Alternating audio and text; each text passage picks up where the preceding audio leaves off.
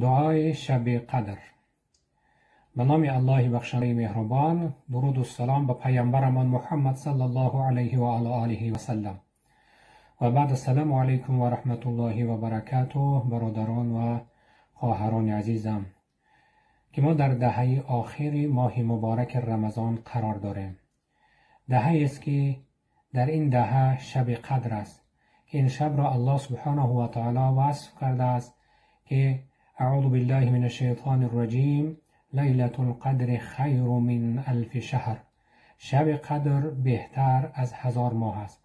1000 ماه مفسران میگویند که 83 سال و 4 ماه می شود.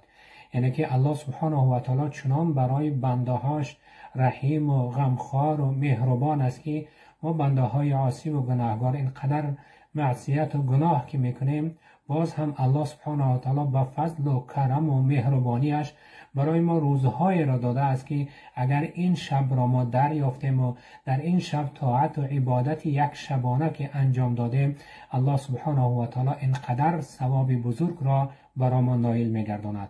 پس از مادرمان عایشه رضی الله عنها روایت است که از پیامبر صلی الله علیه و سلم پرسان شدم، گفتم یا رسول الله، اگر شب قدر را دریافتم کدام دعا را بخوانم؟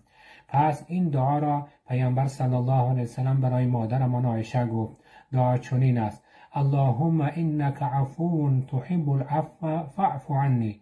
بار الها، تو بخشنده و مهربان هستی، بخشنده و مهربان هستی،